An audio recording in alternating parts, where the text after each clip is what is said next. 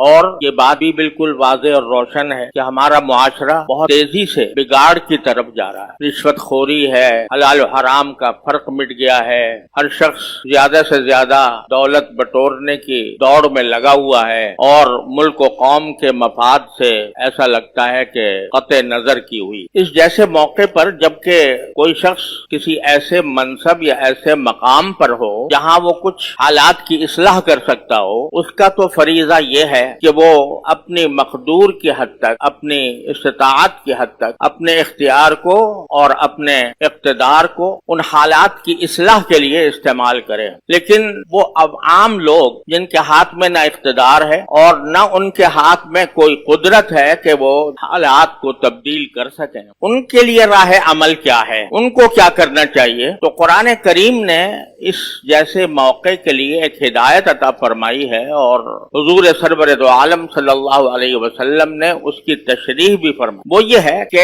ایسے مواقع پر ہماری ایک بہت بڑی غلطی یہ ہوتی ہے کہ ہم بیٹھ کر مجلسوں میں تبصرہ کرتے ہیں، تبصرے کرتے ہیں، قیاس آرائیاں کرتے ہیں، اور ان قیاس آرائیوں کی بنیاد پر افواہیں پھیلتی ہیں، اور وہ افواہیں حالات کی اصلاح کرنے کے بجائے جلتی ہوئی آگ پر تیل کا کام دیتی ہیں۔ ان افواہوں کے نتیجے میں جو افتراق و انتشار پھیلا ہوا ہوتا ہے، اس افتراق و انتشار میں مزید اضافہ اور نفرتیں اور بڑھتی ہیں، قوم اور ملک اور ملت پہلے سے زیادہ ٹکڑوں میں بٹتی ہے، اور فائدہ اس کا کچھ بھی نہیں۔ اگر بیٹھ کر تبصرے کرتے رہیں، مجلسیں اپنے تبصروں سے آباد کرتے رہیں، تو اس کا کوئی فائدہ حالات کی تبدیلی پر نہیں پڑتا۔ لہٰذا ایسے موقع پر دو چیزیں ہیں جن کی طرف قرآن و سنت نے ہماری رہنمائی فرمائی ہے۔ سب سے پہلے تو یہ حکم دیا ہے ایک حدیث میں رسول کریم سرور دو عالم صلی اللہ علیہ وسلم نے کہ اگر تمہارے حکمران اور تمہارے اصحاب اقتدار وہ اگر کوئی فساد پھیلا رہے ہیں یا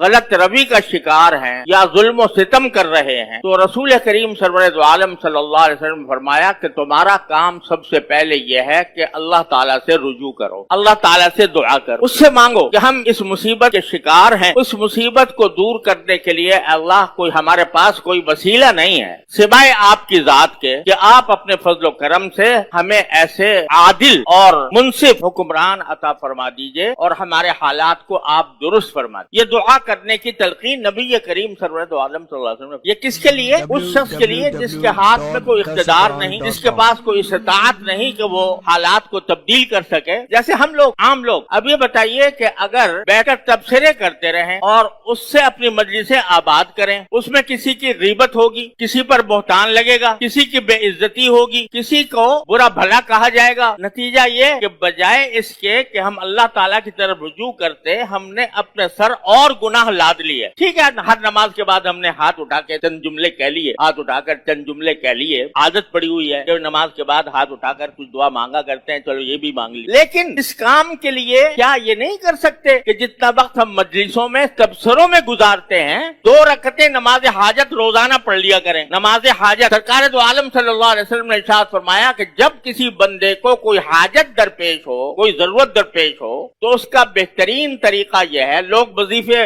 تو وظیفوں پہ بہت تعویذ گنڈوں پر بہت یقین کرتے ہیں، لیکن نبی کریم سرور دو عالم صلی اللہ علیہ وسلم نے جو طریقہ بتایا، آج ہر شخص ہم سے یہ پوچھتا ہے کہ بھئی فلاں کام کے لیے ہم کون سی دعا پڑھیں، فلاں کام کے لیے ہم کیا وظیفہ اختیار کریں، فلاں کام کے لیے تعویذ دے دیجئے، فلاں کام کے لیے گنڈا دے دیجئے۔ اور جب ہم ان سے کہتے ہیں بھئی ہمیں تعویذ گنڈے نہیں آتے، ہمیں وظیفے نہیں آتے، تو وہ سمجھتے ہیں یہ بیکار، انہوں نے اتنا بڑا مدرسہ قائم کر رکھا ہے، یہ جو ہے اس میں اگر تعویذ گنڈے نہیں سکھائے جاتے اور عملیات نہیں بتائے جاتے تو یہ کارخانہ بیکار کام کر رکھا ہے ان لوگوں نے، ان کو یہ پتہ ہی نہیں کہ یہاں کیا ہوتا ہے اور کیا پڑھایا جاتا ہے، لیکن لوگ اس پر فریفتہ ہیں۔ لیکن جو چیز رسول کریم سرور دو عالم صلی اللہ علیہ وسلم نے خود بتائی کہ جب تمہیں کوئی حاجت درپیش ہو، کوئی ضرورت پیش آئے، تو پھر کھڑے ہو جاؤ اللہ کے دربار میں، تنہائی 2 رکعتیں پڑھو جس کو صلاۃ الحاجہ کہتے ہیں، اور 2 رکعتیں پڑھ کر کہو لا الہ الا اللہ العلی العظیم، لا الہ الا اللہ رب العرش العظیم، یہ جملہ کہہ لو، لا الہ الا اللہ الحلیم الکریم، لا الہ الا اللہ رب العرش العظیم۔ اس کے بعد ایک اور دعا بھی ہے، اللہم انی اسألک موجبات رحمتک وعزائم مغفرتک ومنجیات امرک वसलामत मिन कुल इस्म, गरीमत मिन कुल बिर, वल फौज बिल जन्नह व नजात मिन अन्नार। ये अपनी जगह, चलो वो नस अगर याद नहीं है तो न सही, लेकिन ला इलाहा इल्लल्लाह अल हलीमुल करीम, ला इलाहा इल्लल्लाह रब्बुल अर्शिल अज़ीम, ये कहकर अपनी हाजत अपने परवरदिगार की बारगाह में पेश